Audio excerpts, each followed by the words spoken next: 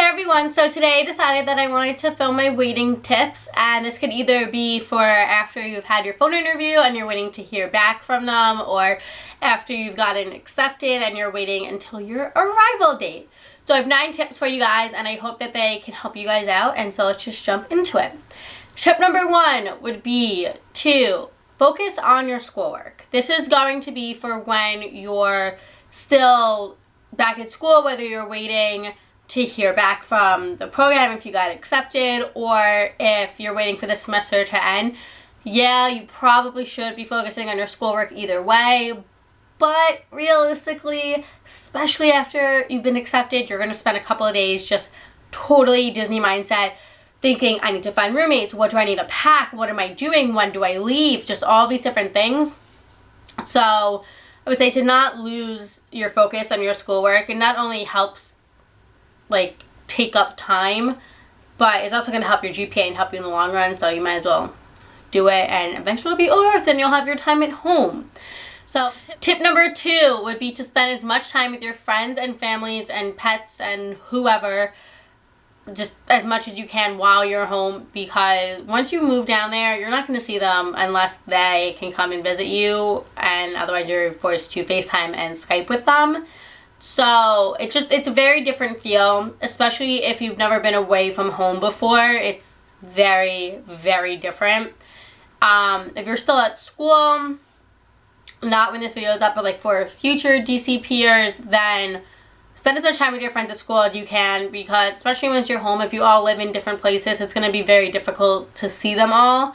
I'm incredibly lucky and I get to see all of my best friends from school this weekend, so that's super exciting. But otherwise, I'm not seeing my best friend until March, and I'm not seeing some of my other best friends until the summer if they can come down. They're not even sure if they can yet, and then I won't be able to see them until I move back home.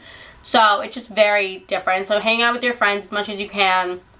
Also hang out with your family as much as you can. You're not going to see them.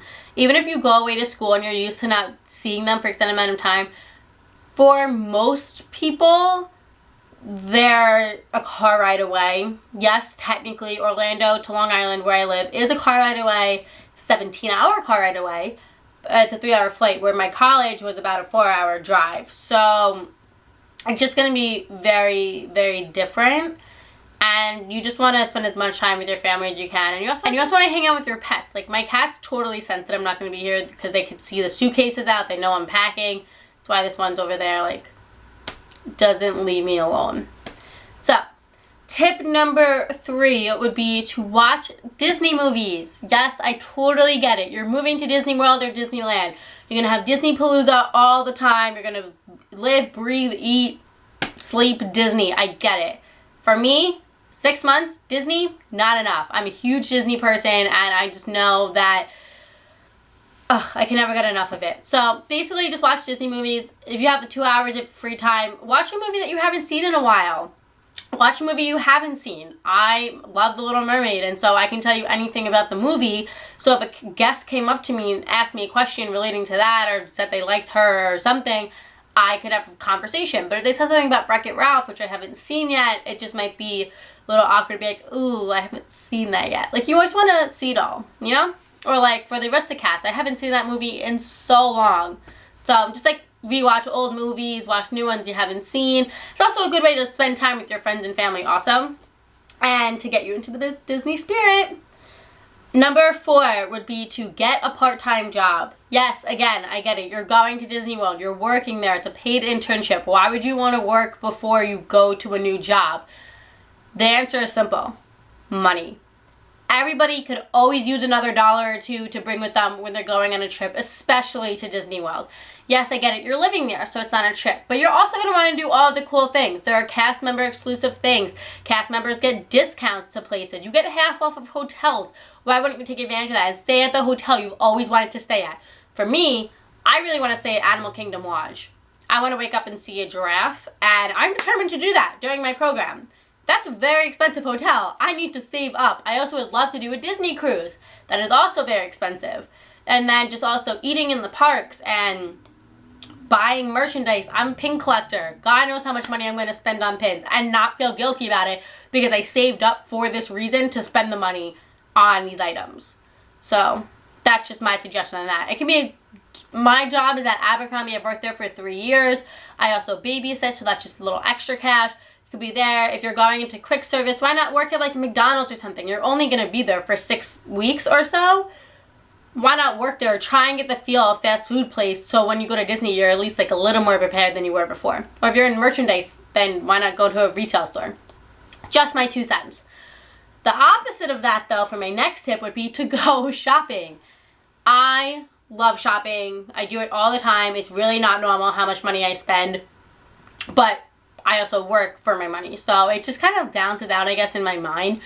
But recently, since I found out I got accepted, I've only been shopping for things that I'm going to use in Florida, whether it's summer clothes, whether it's a toaster or a Brita filter or new sneakers or new shoes to walk around the park, like things like that. I'm not buying like a sweater that I'm gonna wear here, you know? So just like buy things that you need for your move, especially if you're coming from someplace cold. Like I know I need new shorts, but I'm not gonna get them until I'm down there because a lot of places up here aren't selling summer clothes yet. So I would just also keep in mind what you have. And you also might want to get a couple things in next size, because if you're like me and you plan on eating your way around Disney World, you see where I'm going with this. Tip number 5 would be to work out. Like I said, I plan on eating my way around Disney World. On my bucket list, it's to eat every Mickey-shaped food. I'm just going to leave that there. Do you know how many Mickey-shaped foods there are? There are so many. I don't know how I'm going to do that. Another thing on my bucket list is to eat at all of the restaurants. That one, probably pushing it, but there are so many places that you can eat. There are so many different things that you're going to want to try. And like, you might as well work out while you're home. You have half an hour every day that you're not doing anything. You're like, ooh, I can snack. Why not do some sit-ups or push-ups or go for a run or jumping jacks or whatever you enjoy doing? Why not just do it? Even if it's just for 20, 30, 40 minutes a day, it's going to help you in the long run. Plus, you're going to be standing on your feet for 12 hours each day for your shift. And you're going to, during your days off, you're going to walk around the parks, or you're going to be just doing physical activities, and you're going to be putting a lot more stress on your body. So why not try and get your body into shape before you get down there? Number 8 would be to do your favorite things at home. Like I said, I'm from Long Island, so I have the privilege of going to New York City pretty often, considering it's like 40 minutes away from my house. So I plan on going there a couple of times before I move. And then also just, I'm doing some of my favorite things to do on Long Island, and it's been pretty fun. Even if you just take a stroll in your hometown or in a town that you really enjoy, or you just walk around your local mall, it's just relaxing because it's so familiar and you just know it all so well. So I would do that. And also, don't be going out and doing things 24/7. Have some time at home to relax, because you're not going to get that much time while you're down there to relax, which is kind of just a given. But you want to get as much done while you're home, but you also want to have some time to relax. And also just like hang out at your house with your friends and your family. And my last tip, number 9, is to prepare for your journey. This is a huge, huge thing. You're moving. Whether you're moving across the country, you're moving down the border, you're moving just to the next state over, you're still moving. You're not moving with your family, you're probably not moving with anyone you know, and you're meeting people there. So there's a lot to do. You have to know what you're packing, you have to know your flight or driving, you need to figure out like your route down there. If you're going earlier, which I would suggest at least one night earlier, you need to book a hotel. There's just so much that you need to do, and the second you find out that you're accepted, I would start preparing for your journey. I made my bucket list. Not that that's really preparing for my journey, but I made my bucket list. I made my packing list within the week of being accepted. I also found my roommates within the week of being accepted. And my mom and I finalized our plans of driving down. And we decided how we're going to get down and things like that. Also, you're just gonna want to know that you have everything ready, so it's not like the week or the night before you're leaving and you're stressing, oh my god, did I buy this? Did I take this? Did I pack this? Where's my charger? You're not gonna want to do those things. So if you make your list in advance and you just slowly add to it, then that will help you not be a total crazy person when you're deciding to pack and get everything together, and it'll just make the process hopefully a lot smoother. So those are my waiting tips. I hope that they help you guys out in the future for when you're playing the waiting game.